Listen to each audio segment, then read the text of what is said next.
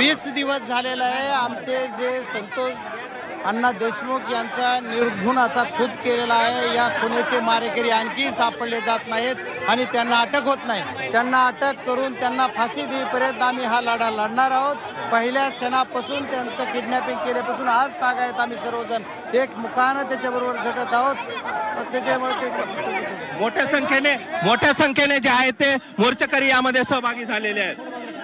मोठ्या संख्येने मोर्चेकरी सहभागी झालेले आहेत. लोकांचा आक्रोश आहे. लोकांना या गोष्टीची गरज आहे. लोकांच्या मनातून वाटतंय की या मारेकऱ्यांना फाशी झाली पाहिजे, मारेकरी सापडली पाहिजे, याचा मास्टर माइंड सापडला पाहिजे.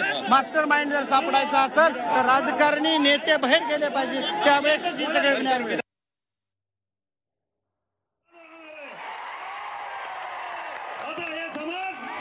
ही दृश्य आपण पाहतोय. सभास्थळी आता महत्वाचे नेते आलेले आहेत आणि दुसरीकडे मूक मोर्चा सुद्धा निघालेला आहे आणि तो जवळजवळ आता पोहोचतोय.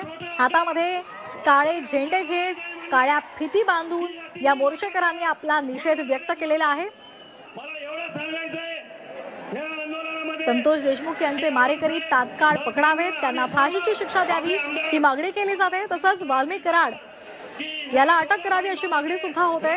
वाल्मिक कराड याच्यावर कारवाई केली जाईल. तो कुठल्या पक्षाचा आहे किंवा कोणासोबत त्याचा फोटो आहे हे पाहिलं जाणार नाही असं आश्वासन देवेंद्र फडणवीसांनी दिलेलं होतं. मात्र आता हत्येला 19 दिवस होऊन सुद्धा मारेकरी अद्याप पकडले गेलेले नाहीत आणि त्यामुळे गावकऱ्यांनी संताप व्यक्त केलेला आहे. सर्वपक्षीय नेत्यांनी सुद्धा या संदर्भात संताप व्यक्त केलेला आहे. बीडमध्ये सध्या आपण हा एल्गार पाहतोय. सर्वपक्षीय मूक मोर्चा काढण्यात आलेला आहे. मोठ्या संख्येनं गावचे मोर्चेकरी या आंदोलनामध्ये सहभागी झालेले आहेत. दरम्यान ही घटना घडल्यानंतर विरोधकांनी सुद्धा सरकारवर टीका केलेली होती. राज्यामध्ये कायदा सुव्यवस्था पूर्णपणे उद्ध्वस्त झालेली आहे.